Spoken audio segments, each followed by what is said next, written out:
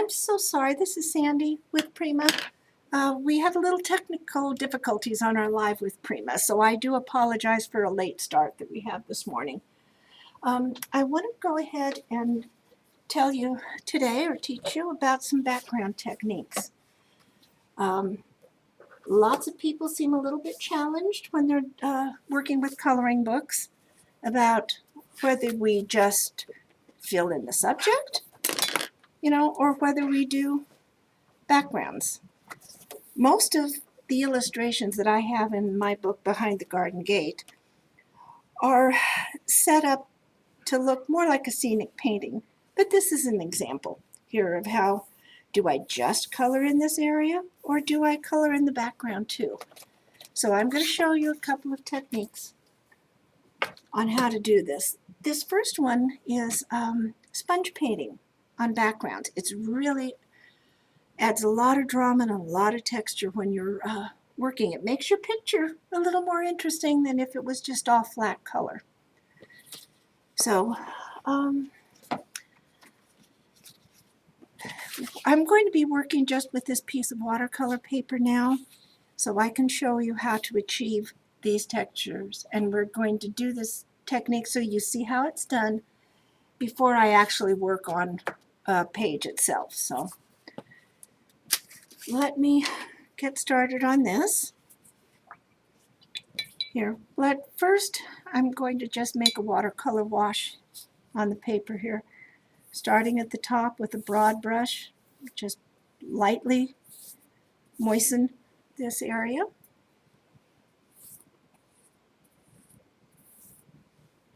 And maybe just give it a quick blot down here, since time is important. We don't have a lot of time to spend here together this morning. So I'm going to be using this turquoise color, which comes from the Prima Watercolor Confections Classic collection of colors. And I can just use the watercolor pen on here. And starting at the top, just get some pretty color down here. And it's okay if it's not even. That's one of the beautiful things about watercolor, is it creates a lovely gradation just all by itself.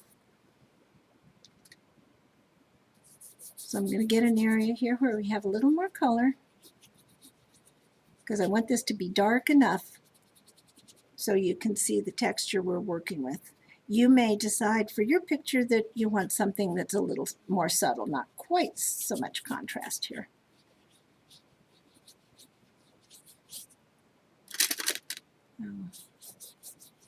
We'll just go all the way across. And don't worry about it being too even. It's okay to have it a little bit of gradation like this. So in order to get the texture, I just use something simple. This is just an ordinary cellulose kitchen sponge. And you can cut yourself off a chunk, maybe about a 1-inch square, which is what I've done here. Oh. Okay, this one has, a scrubbing back, and it really, you can just peel it off like that if you want to. All right, so for this darker type of texture, I'm going to go ahead and I'm going to use some of the acrylic paint. It's the Metallic Deep Waters Finnabar Sparkly. And here's a sponge I used previously. So I'm just going to go ahead and actually dip into the cap in this case to show you how it's done. I love plastic coated paper plates. They make a great palette. This is going to have a lot of color in it. We want to get a little bit of it out and even up the paint in the sponge. So let's see. That's still kind of damp for right now. I'm going to lift up with some paper towel just a little bit, get some of the water out. All right, so here is my sponge. I'm going to go ahead and start just in this corner to show you how it's done. Now, in order to avoid a mechanical looking repetition of the sponge, the best trick to do is just remember to turn the sponge with each stamp.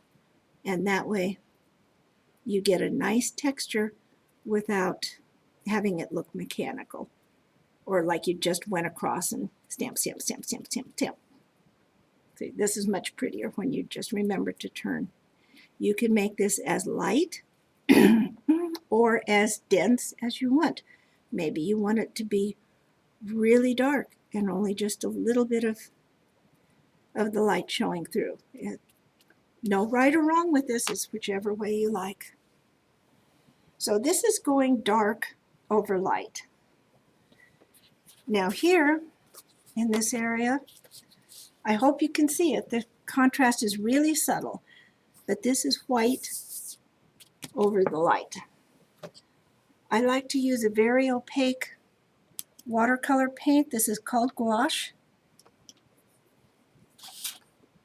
And squeeze a little bit out onto the paper plate. Add a little bit of water to it. So it's a little bit smoother consistency. Oh yeah, there was still a little color on my brush, but it really won't show. Get the sponge. Same process. You just might want this to have a little bit more color than this dark. And then just go over the areas where you want the texture to appear. I hope you can see this one a little better. I put some more paint in to make it darker so the contrast will show up.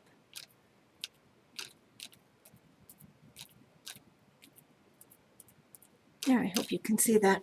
So this is dark and this is light. Now, because, as I mentioned, the book is a mixed media and the paper is suitable for that, perhaps you would like to use just some standard color pencils for your background. The same technique is still possible. I mean, it doesn't look exactly like either one of these, but it has its own unique look. So you can put down some color pencil here.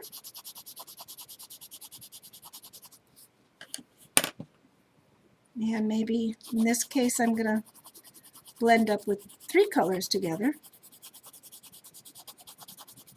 I've got a turquoise, a green, and kind of a leaf green here. And you can overlap it so you can get a blend of the colors.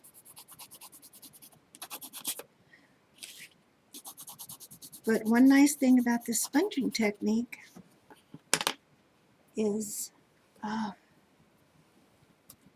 when you go over it, it actually is another step that serves to blend it. You don't see the color changes so dramatically as you do here. So in addition to texturizing, it also blends. I hope you can see how that is working. Here, see, it gives it a softer edge between the transition colors.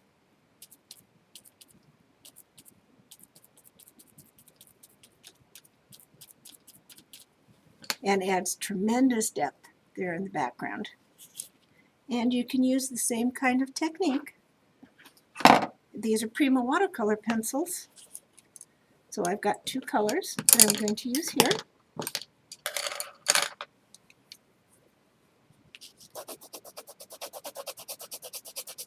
A darker turquoise, kind of blended or mixed in with an aqua.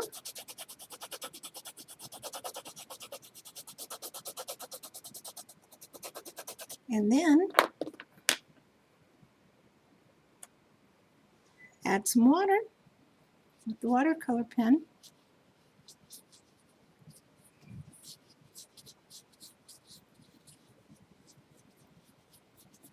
And unlike the wash, this already gives you some nice texturing.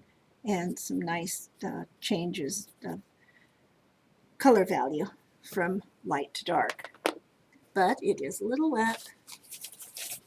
So let me dry this up a little bit.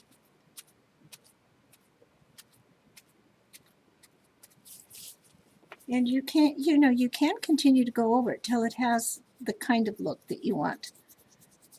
I'm going to get this to blend up just a little bit more. And using the same technique here, you'll see how it works. So you can use this texture technique over any medium you choose to put in your background to get the background color. This is a little lighter,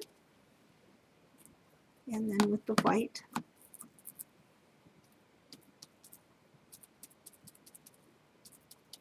you can see how that goes on here. It's kind of fun to do. All right, so now that you have an idea of how the technique works and with different mediums, let's go ahead and we'll work on this page. I showed this to you the last time. This is what I'll be working on with each one of these episodes. Now this one does not have a texture technique in the background.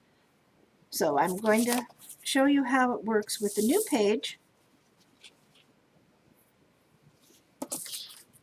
And in this case, I think I'm going to go ahead and work with the watercolor pencils because I have a lot of small areas here. Lots of small areas, that are a little bit harder to work with a brush. So one of the first things that we need to determine when starting to color our image is where is the light source. Most of the time, it seems obvious to have the light source coming almost straight from above, but you can come from one side or the other side or from the top down. For this exercise, I'm just going to assume that I've got my light sources right about here in the middle, which means I want my background to be fairly dark. Now, in a lot of paintings, when something is in the background, it tends to be lighter and a little fuzzier, a little less defined than what's in the foreground of the picture. One of the reasons I always like to do background first is because I have this in place, and then I know about how much more intensity where my light and shadows need to go, when working on the main subject. So it's just one of those tips that I always use. I start with the background first, and I work forward.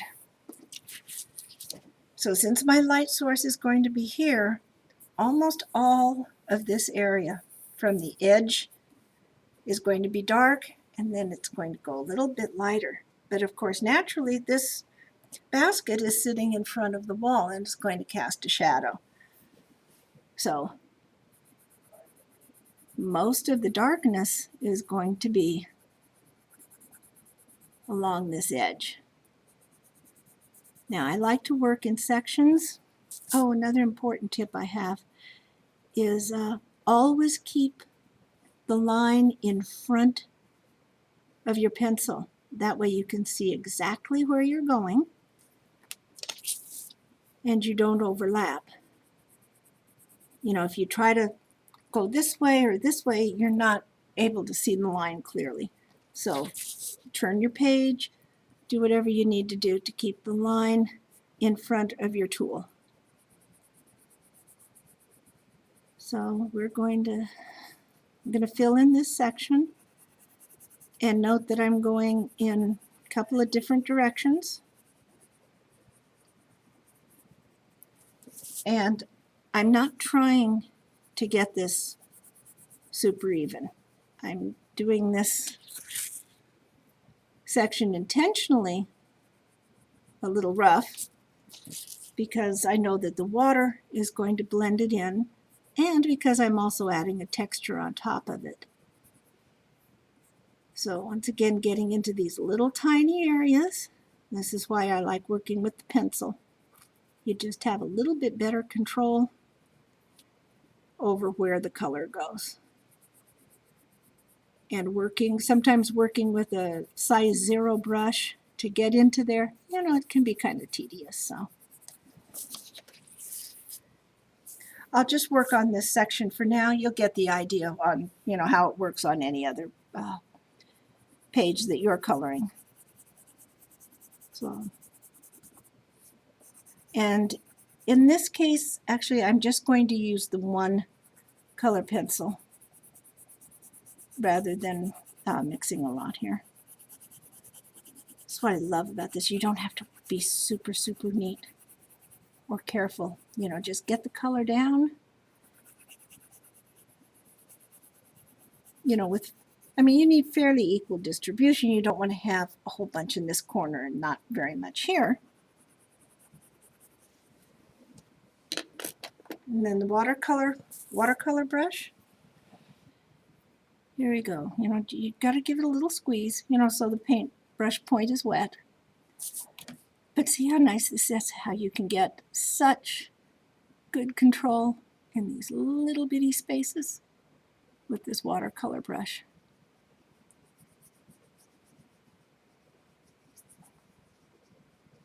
And this paper, watercolor paper, has a little bit smoother texture, so it's not quite as grainy or rough as that pebbled watercolor paper I was using to show you the sample, or the example, I should say, of what it is I'm doing.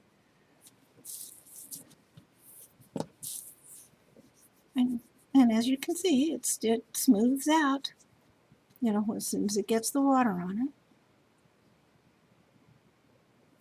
And I have the line in front of my tool, so I've got great control over this edge, and I'm not moving into the other area. Now, if I was feeling a little less structured today, I might want some of this color. I don't have to stay within the lines. It's not a rule. There are no rules in coloring. But just for this demonstration purposes, I just want to show you a way that you can get some nice control by using the tool in a proper way. Now, let's see. I'm going to blot it just a little bit for time's sake. And note, I did not tape this down. I'm really not using enough water, that's going to cause it to curl a lot. If it does curl a little, it's not a problem. When we're all done, I'll show you my quick and easy way to make the painting go totally flat when we're done. Now, remember I said my light source is going to be coming sort of from this direction. This will be the lightest area. Hydrangeas, I'm probably going to want to be doing, in soft pinks. I've got the colors palette here that I'm going to be following. You'll see that this background is a little darker than this one. So, and I've got a lot of small areas. So I cut a very small piece of sponge here to work with. Once again, I need to get it wet. So I'm just going to take some water from the brush and squeeze it here. And just remove the excess water. And you know what? I think I want to use the darker blue. Maybe I want a little bit of sparkle in here. So now that I've got a smaller sponge, I can get into some of these areas a little easier than what I was using to demonstrate the technique. And see, you've got pretty good control over it. Just, going up to the edge Remember to turn the sponge so it's not all even.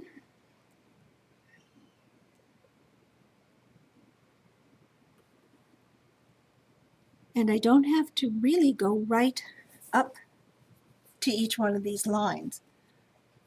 You can almost use the technique in this case as the bouquet is casting a shadow onto the wall behind it. So I'm going to get close to the edges, but doesn't have to be all the way. There, so see, I'm just putting a little bit in here, and that's what I'm thinking. All right, what would a shadow look like against the wall? And here's, a little bit tricky squeezing it in, but I'm using the very, very edge of the sponge here to do that.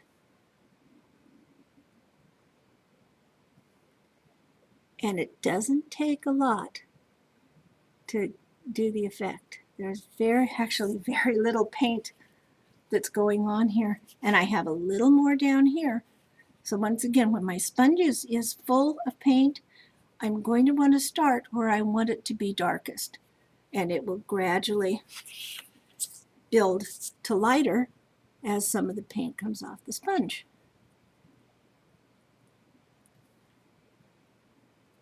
So this is how I think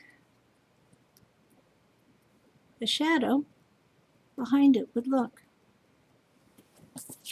And you see, it gives a wonderful way of adding a little texture and a little shading when you're doing that. So we'll continue to be working on this one, maybe on the next session. Now, I'm going to get really brave here. I don't normally do work on something that's already finished.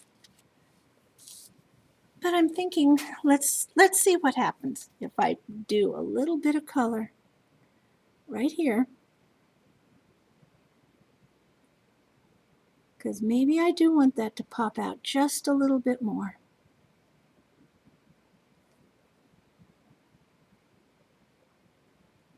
So very gently, with just a little bit of paint on my sponge now, I'm going up here to add that same kind of shadow that you might see against the wall.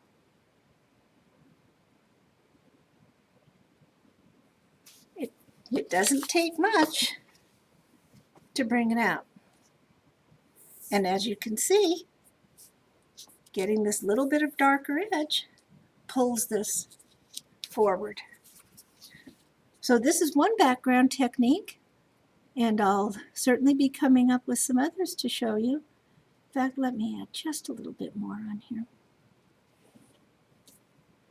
so you can see what happens when maybe you might decide that you want to do the whole area. So you have the idea of what happens if you extend the texture throughout. All right, that's hope I gave you something fun to practice on later today. And then I'll see you next time with Live with Prima. Thanks for stopping by.